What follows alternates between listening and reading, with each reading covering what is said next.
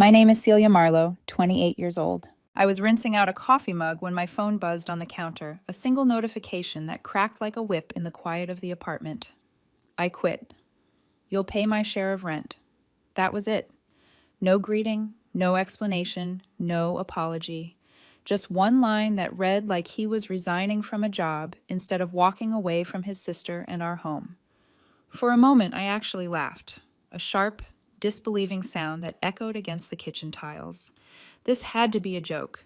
My brother Alex loved theatrics, and this felt like one of his passive-aggressive stunts. I typed back without thinking. Dream on. The two words glowed defiantly on the screen, but my chest was tight, uneasy. A minute later, another message landed, this time from Dad. The text was all caps, no punctuation, just rage poured into my phone. You aren't family until you fund his $100,000 loan. I froze. My hand shook so hard I nearly dropped the mug. What loan? My mind scrambled through fragments of conversations. Alex rambling about some app that could digitize your closet, matching socks with outfits. I thought he was joking. He always joked. But apparently he hadn't just wasted time. He'd wasted someone's money. A lot of it. And now I was supposed to clean up the mess. I walked down the hallway, each step heavy, the silence too loud. His door was wide open. Inside, nothing. The mattress gone. The desk gone. The closet stripped bare. No hangers, no socks, no smell of his cologne lingering on the air. He hadn't just left. He had moved out with surgical precision while I was at work. The emptiness of the room pressed on me, and for the first time I believed the text. He was gone, and he expected me to shoulder the fallout. I sank onto the edge of my bed, phone still in my hand, staring at Dad's message. You aren't family. The words cut deeper than I wanted to admit.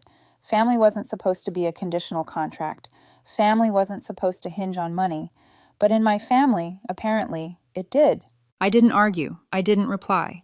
I'd played that game too many times. Defend yourself, explain yourself, try to reason with people who didn't want reason.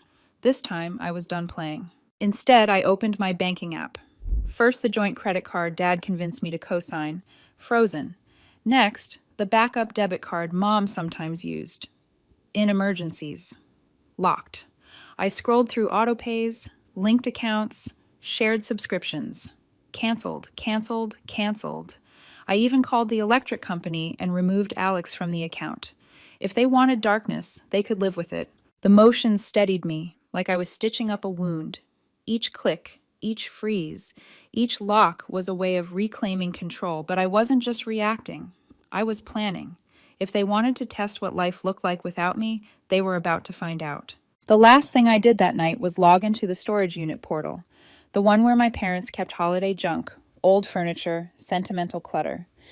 My name was on that lease, too. I changed the access code, the security question. I didn't touch their stuff, not yet. But I wanted them to notice, not immediately, slowly, like cracks spreading through glass until the whole thing shattered. I set my phone on silent and lay in bed staring at the ceiling. My chest rose and fell with the rhythm of someone who wasn't crying but wasn't calm either. I told myself I was ready. Tomorrow they'd come at me with everything.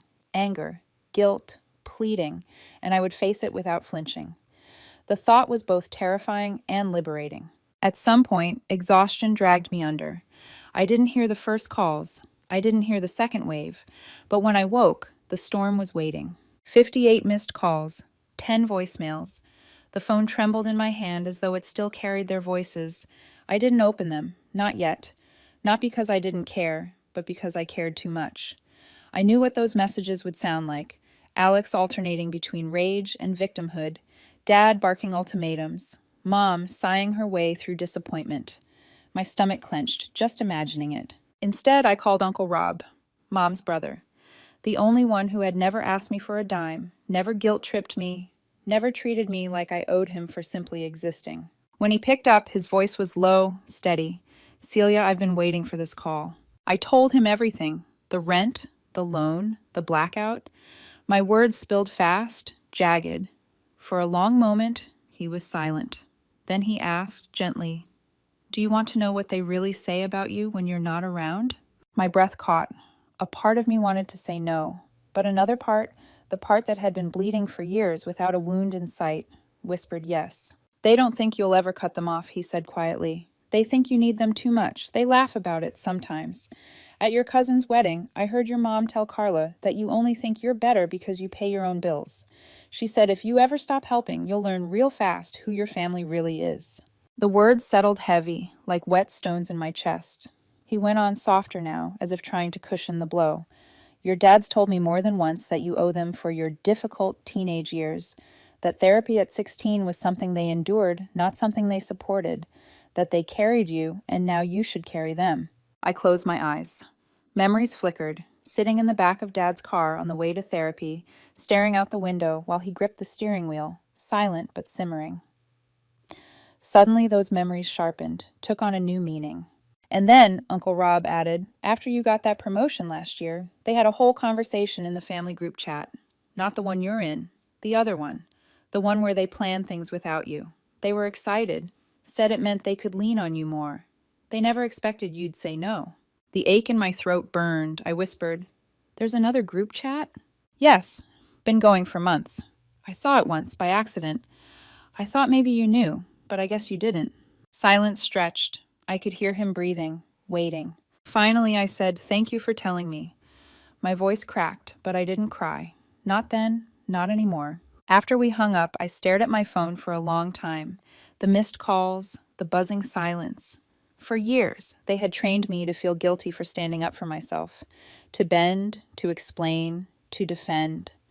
But tonight, lying in the dark, I felt something new, resolve. I opened my laptop and drafted an email to our landlord. Short, professional, detached. Alex had abandoned the lease. I'd cover the next 2 months if he terminated early. He replied within the hour, fine, as long as the place was vacated by the end of the month. I booked a U-Haul. I started boxing everything that was mine. Pots, electronics, my bed. Everything else I stacked by the door, labeled with Alex's name. The act was strangely satisfying, like carving boundaries into cardboard. At the storage unit, the air was stale, fluorescent lights buzzing faintly overhead. I photographed every item. Lamps, a dusty recliner, Mom's old holiday wreaths.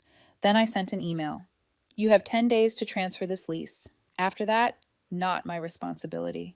That night, I muted every chat, silenced every alert. My phone lay face down on the nightstand. I didn't feel angry. I didn't feel broken. I felt awake. For the first time in years, I wasn't reacting to them. I was acting for myself. Still, the storm was far from over. Morning cracked open like a dropped plate. The first thing I saw was the glow of my phone lighting the ceiling, vibrating with the momentum of an avalanche. 58 missed calls. 10 voicemails. The numbers didn't look real, as if a spam bot had figured out how to mimic my family's need. I sat up and watched the notification banners scroll through names I knew better than my own. Alex, Mom, Dad, unknown, unknown, Alex again. I didn't press play. I poured water, waited for the kettle's thin whistle to return my focus to something simple, something that wouldn't ask me to fix it. When the kettle clicked off, I finally tapped the first voicemail.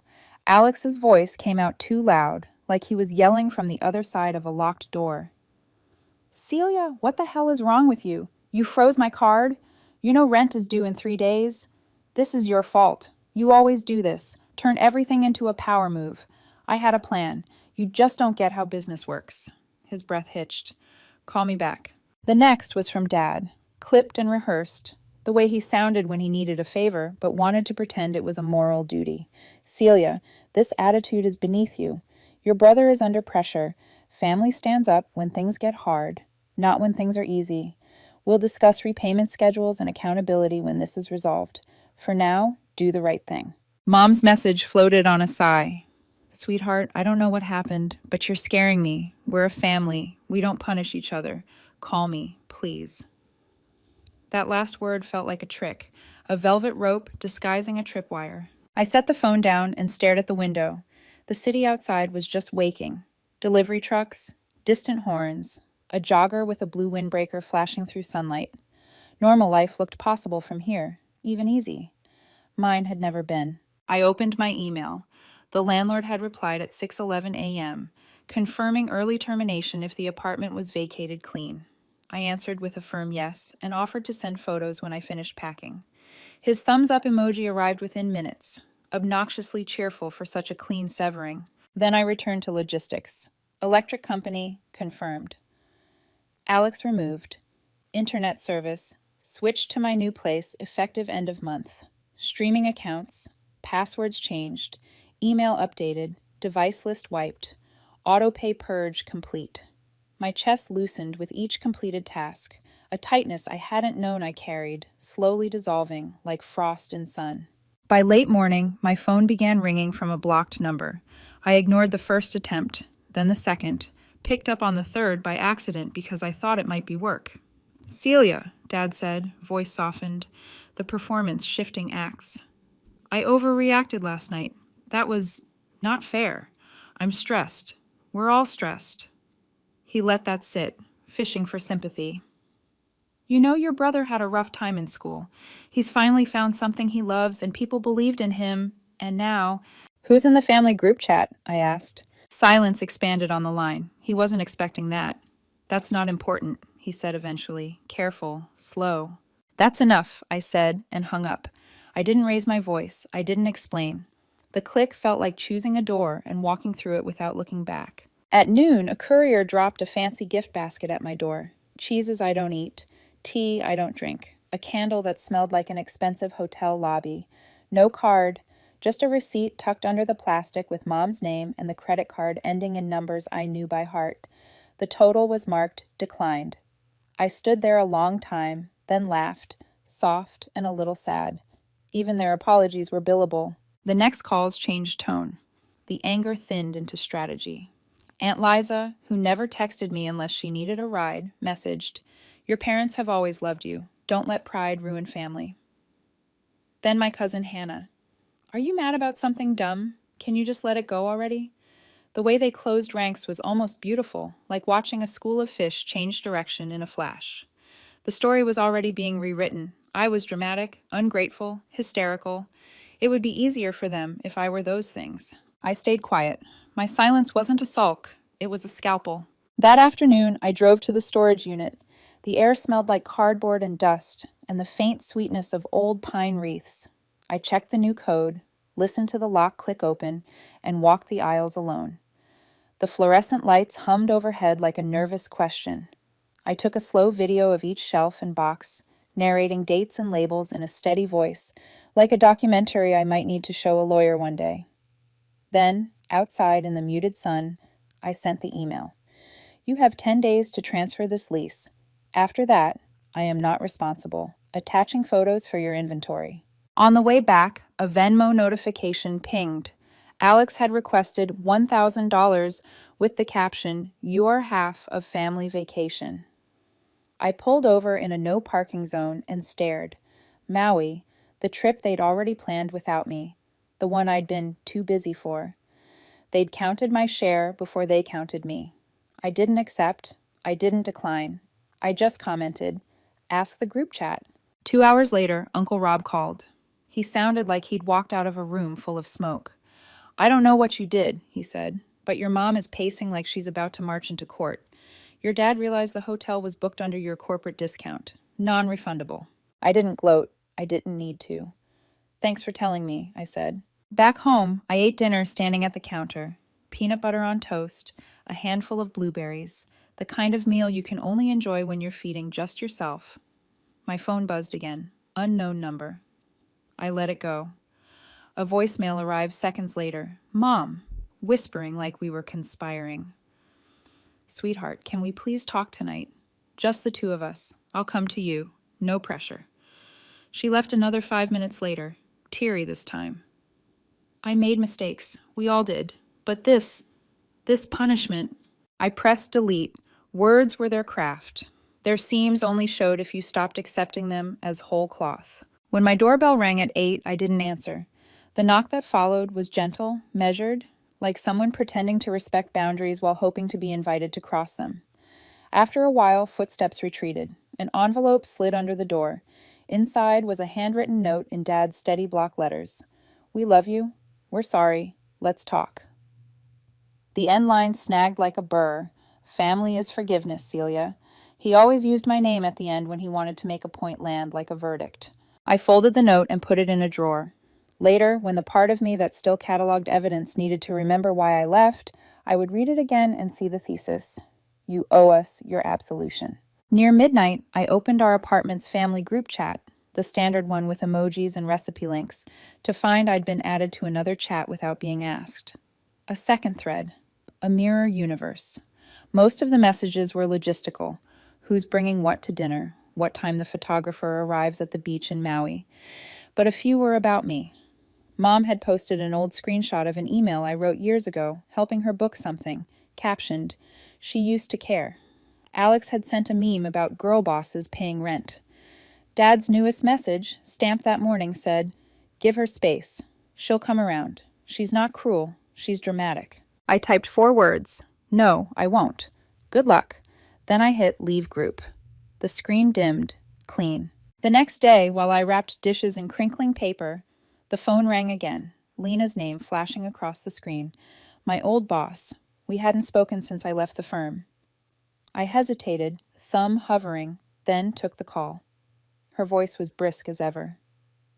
"Your father introduced himself to me at a charity thing last night," she said. "He mentioned you might be stepping back from work for personal reasons." The calm way she said it made me feel steadier, not smaller. "I didn't believe him," she added, "but I thought you should know." A low, cold line traveled down my spine. "Thank you," I said, and meant it. After we hung up, I went very still. I hadn't pulled the thread yet, but a picture was forming. The loan, the rage, the family chat, the gift basket, the discount. Now my job. If I didn't return to orbit, they were willing to tilt my world off its axis.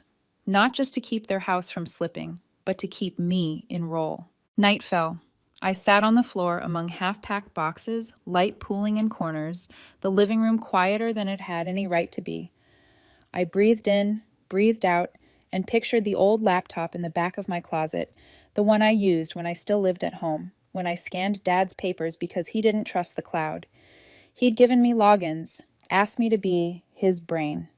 I hadn't thought about that machine in months. I stood, crossed the room, and dragged the box labeled Celia, Misc Tech. Dust dibbed my fingers as I lifted the lid. There it was, the slate gray machine, still scarred with a sticker I'd half peeled off years ago. I set it on the table and plugged it in. The screen blinked awake, a slow, dim inhale. Somewhere in this metal was a map of why my phone was full, why my chest had been too. I didn't open it yet. I closed my eyes and let the hum fill the room. Computer fan, refrigerator, the city's distant breath. Tomorrow I'd go looking. Tonight I would sleep. Let them plan. Let them guess. Silence, I was learning, could be louder than any speech I'd ever given. I turned off the light. The next morning, I sat at the kitchen table with the old laptop open in front of me, its low hum filling the silence like a heartbeat. Dust clung to the edges of the screen, and the keyboard's letters were worn from years of hurried typing. I hadn't touched this machine since I lived at home, when Dad used to slide thick envelopes of paperwork across the table and say, "Scan these for me, Celia, you're quicker at this stuff." At the time, I thought it was trust. Now, staring at the login prompt, I realized it had been access he assumed I would never think to use. The password came back to me embarrassingly fast, a relic from his baseball team days. The desktop blinked to life, and there it was, a folder named Taxes and Ursule. He always misspelled usual. My pulse ticked in my ears as I double-clicked. The screen filled with PDF icons, contracts, letters, scanned agreements. I scrolled until one name froze me. Loan Agreement Alex. I clicked. The document opened, black text on white, clinical and final. $100,000. Signed by Alex. Co-signed by Dad.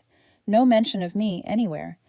Relief surged through me, but it was bitter, twisted, because the collateral wasn't just numbers. Their house, one of the cars. They had gambled their roof, their stability, on Alex's sock-matching fantasy. And when the payment slipped, I was supposed to be the silent insurance policy. I leaned back, air rushing out of me like I'd been punched. This wasn't about family, it was about survival. Theirs, not mine. Another file caught my eye, buried in a subfolder titled Bank 2025. A letter dated 3 weeks ago. Formal, cold, final warning. One more missed payment and foreclosure proceedings would begin. I gripped the edge of the table, my knuckles whitening. This was the real reason for Dad's rage text, the reason for the sudden urgency. They weren't just disappointed in me, they were desperate. But what clenched my stomach wasn't the letter. It was the draft email sitting in the same folder, addressed to a private investor, written or dictated in Alex's voice, a pitch for the app, inflated with promises. The last line made me swallow hard. We are expecting another round of funding from a family source. A family source, me. Without asking, without warning, they had promised me like collateral, as if I were a line of credit waiting to be cashed. I sat there in the dim light, laptop humming, and felt something crack inside. Not just anger, not just betrayal. It was the sharp, clean break of realization. They never saw me as independent. I was a lifeline, an ATM with a pulse, a safety net they assumed would never tear. My phone buzzed, startling me, an unknown number. Normally I would have ignored it, but instinct told me to pick up. Celia, it's Lena, my old boss. Her voice was brisk, precise, the way it always had been when she cut through office chaos. Sorry to call late last night. I needed you to know your father cornered me at a charity event. She paused, as if gauging how much to say. He told me you were going through something, that you might be stepping away from work soon. I closed my eyes. He said that? He framed it like concern, but his tone, smug, calculated. I didn't buy it, but I thought you should know. Thank you, I whispered. When the call ended, I sat perfectly still. My father wasn't just trying to manipulate me into covering their debts. He was laying groundwork, planting seeds in places that mattered to me, threatening the one identity I had built that was mine alone. If money wouldn't pull me back, maybe fear would. Fear of losing my reputation, my career, my future. I stared at the email draft on the laptop screen, the words family source burning holes through me. My throat felt raw. For years, every ride to soccer practice, every cake baked on my birthday, every sigh laced, "We sacrificed for you," had been tally marks in their ledger. Now here it was in black and white. I wasn't their daughter. I was a balance sheet. I snapped screenshots, loan agreement, warning letter, investor draft. Save them to a secure drive, not to use, not yet, just to have, proof, armor. Then I opened my email and typed 2 words in the subject line, Selena. Blank body. Sent it to Dad. I wanted him to feel the weight of that name, the uncertainty of what I knew. I wanted him to sweat, to wonder how much of the mask had slipped. 2 hours later, a reply landed in my inbox. 8 paragraphs. The first, an apology. The second, excuses. Parents make mistakes. The third, nostalgia. Me learning to ride a bike. The fourth, deflection. I'd always been too independent. The fifth, twisted pride. He only spoke to Lena because he was proud. The rest, a tangle of guilt, manipulation, half-mended ropes. Not one word about the loan. He knew. He knew I'd found it. He just didn't know what I would do with it. I didn't reply. I didn't threaten. I didn't announce. I just waited. That evening, Uncle Rob called again. His tone was lighter this time, almost amused. I don't know what you stirred up, but your dad's face at dinner tonight. Celia, he looked like he'd seen a ghost. I smiled faintly, though he couldn't see it. Good. Rob hesitated, then said softly, "They're scared now, scared of what you might do." And for the first time, I realized he was right. I didn't have to strike. The silence was enough. The possibility was louder than any proof I could wield. The family thought they'd backed me into a corner. What they didn't realize was that I'd stepped out of the room entirely. And from outside, I was starting to see just how fragile their house of cards really was. By the weekend, the air around me felt different. Not calmer, not safer, charged. Like a storm was circling somewhere nearby, building but refusing to break. My phone wasn't buzzing every hour anymore. The missed calls slowed, but not because they'd given up. It was because they were regrouping, whispering in corners, rehearsing new angles. I could feel it. The silence was heavy, strategic. Uncle Rob confirmed it 2 nights later.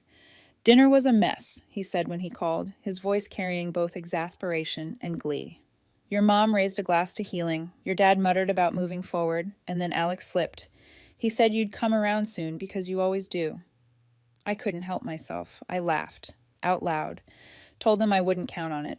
I pictured the scene in vivid detail, Mom's tight smile faltering, Dad's hand tightening around a glass, Alex's face paling under the weight of his own arrogance. The thought made me chuckle, but there was no real joy in it, just the strange satisfaction of seeing illusions crumble. They looked at me like I'd just set the table on fire, Rob continued. And then I told them you knew, about the loan, the missed payments, Lena's warning. I told them you had more than they realized. I pressed the phone tighter to my ear, and what did they do?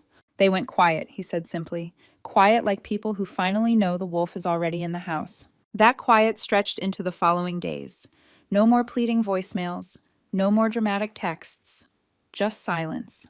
And silence was louder than any apology could have been, because silence meant they were afraid. Still, they tried. The next volley came not through anger, but through careful words. Mom's email arrived on Tuesday with the subject line, "A chance to talk." 6 paragraphs long, each word chosen like a lawyer drafting a contract. She spoke of communication gaps, of unity, of "we realize now." She never once mentioned the loan, the foreclosure letter, or the way they had cornered Lena. Instead, she invited me to dinner. One night, one meal, to talk things through. I scrolled to the bottom and found the attachment. A screenshot of a text she had drafted, but never sent to the family group chat. It read, "I think we owe Celia an apology." She wanted me to see it, not because she meant it, but because she wanted credit for almost meaning it. I stared at the email for 10 full minutes before closing it without a reply. That olive branch wasn't meant for me. It was meant for her reflection in the mirror. 2 days later, a letter arrived in the mail, written in Dad's sharp, controlled handwriting. My name at the top, my childhood nickname tucked in parentheses like bait. The letter was short. Apologies, sleepless nights, regret. He ended with a line that told me everything. I know we're not perfect, but family is about forgiveness, Celia. Forgiveness, their favorite loophole, as if manipulation, betrayal, and sabotage could be brushed off as rough patches, as if hugging it out over coffee cake could erase years of being used like a walking wallet. That night, I didn't rage. I didn't cry. I sat at my desk and opened a new email, addressed to the bank's collections department. I wrote, "I am not a co-signer on the loan in question." Attached were the documents with dates, signatures, and the glaring absence of my name. I asked them to update their records immediately. Their reply came within 2 hours. "Thank you for your clarification. Your name has been removed from all internal references." I stared at the screen until the words blurred. Relief didn't flood me. It seeped slowly, like a leak finally patched. For the first time in months, maybe years, I felt untethered from their debts, their manipulations, their webs. I didn't call Rob. I didn't announce my freedom. I didn't wave the proof in my parents' faces. I just folded the bank's reply into my folder of screenshots and closed the laptop. Instead, I turned to the boxes stacked along the wall. One by one, I opened them. What was mine went into one pile. What I'd return went into another. The rest, old photos, gifts that came with strings, letters from birthdays where the cake was served with conditions, went into the trash. The sound of ripping paper was louder than any argument I could have had. But silence is never permanent in a family like mine. They always find a new angle, and sure enough, by Friday, my phone lit up with a message from Hannah. A voice memo this time. "Celia, I don't know what you did, but they're freaking out. Uncle Rob dropped a grenade at dinner. Mom's been crying nonstop. Dad hasn't spoken to anyone, and Alex is pacing like someone's about to sue him. Did you do something?" I didn't reply. Because that was the truth. I hadn't. I hadn't threatened, hadn't revealed, hadn't lashed out. All I'd done was hold my silence and let them stew in possibility, and that possibility was unraveling them faster than any action could. The irony wasn't lost on me. For years, they had trained me to believe silence was weakness, a void to be filled with their demands. But now silence was my weapon.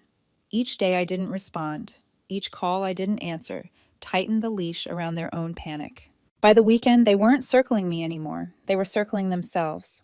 I could feel it in the stillness, in the gap where their voices used to echo. For the first time, they were treating me not like a lifeline, but like a threat. Someone who could do damage. And the best part? I hadn't even touched the files yet. The final unraveling didn't come with fireworks. It came with coffee. A Tuesday morning, late, the steam curling from my mug as I stared out at the window at nothing in particular. My phone lit with more missed calls. 3 from unknown numbers, 1 from Alex's burner account, 2 from Mom. I didn't answer. I didn't even flinch. For the first time in my life, I realized I hadn't thought about them that entire morning until the phone reminded me. No dread in my chest, no calculations about who needed what, just coffee and quiet. I scrolled through the family group chat they'd re-added me to, the one I never asked for. Months of messages cluttered the screen. Vacation plans, photos, inside jokes I wasn't part of. A few threads were about me. Mom had posted old emails I'd written years ago helping her, captioned, "She used to care." Alex joked I thought I was smarter than everyone just because I paid bills on time. And the latest, Dad, that very morning, "Give her space. She'll come around. She's not cruel, just dramatic." I typed 4 words. "No, I won't. Good luck." Then I hit leave group. The silence after was a kind of music. That afternoon, Uncle Rob called. "You okay?" I leaned against the counter, smiled without bitterness. Better than I've been in years. He didn't try to convince me otherwise. "About time you chose yourself," he said. Then, after a pause, he added, "They didn't just take you for granted. They counted on you never figuring out you had a choice." His words sank deep. That was exactly it. Obligation dressed up as loyalty. Guilt disguised as love. They never believed I'd choose myself, but I had. That night, I did what I'd been avoiding for months. I opened every box with their handwriting and began sorting. 3 piles, what was mine, what I'd return, and what was going in the trash. Old cards signed with forced affection, souvenirs from trips I was never invited to, gifts laced with expectation, all of it shredded or tossed. It wasn't anger, it was cleansing. By midnight, the apartment looked lighter, cleaner, like it was mine for the first time. The days that followed unfolded differently. No voicemails, no angry knocks, no fake emergencies. Just silence. 6 months passed like that. 6 months of long walks after work, of baking cakes for myself instead of people who forgot my birthday, of reading books without checking my phone every 10 minutes. I renewed my passport. I planned a trip, alone, far away, somewhere I'd never been, somewhere no one knew me. The idea of being anonymous felt like a gift. But silence has a way of testing you. One late afternoon in the grocery store parking lot, I saw him. "Alex." He froze. So did I. His hair was messier, his frame thinner, his arrogance gone. He opened his mouth, maybe to explain, maybe to plead. I didn't stop walking. No scene, no anger, just distance, deliberate and final. For once, he didn't follow. I never saw him again. Uncle Rob still checked in, brief and steady, never pressing, never asking for details I wouldn't give. One night he told me, "They're trying, you know, talking about where they went wrong, maybe even changing." I answered honestly, "It doesn't matter. That window's closed." The apology I needed never came when it mattered. They stepped on me when it counted. That version of me, the one who waited, hoped, carried their debts, she's gone. And it was true. I wasn't angry anymore. Just somewhere else entirely, mentally, emotionally, soon, physically. One evening, I sat on my bed scrolling through the photos on my phone. Family pictures, birthdays, holidays, old smiles that now looked staged. I deleted them all. Not to erase the past, but to stop giving space in my present to people who only ever took. My gallery felt lighter afterward. So did I. I went to bed early. No buzzing phone, no dread, just silence. And in that silence, for the first time, I didn't feel alone. I felt free. For anyone who says cutting off family is cruel, I say this. Cruelty is being raised to believe love is a transaction. Cruelty is being told your independence is a betrayal. Cruelty is being demanded for everything and offered nothing. Walking away from that isn't cruelty, it's survival. The cost of my freedom wasn't cheap. It cost me every illusion I had about what family was supposed to mean, but I'd pay it again without hesitation. because sometimes walking away isn't about escape. It's about finally arriving where you belong.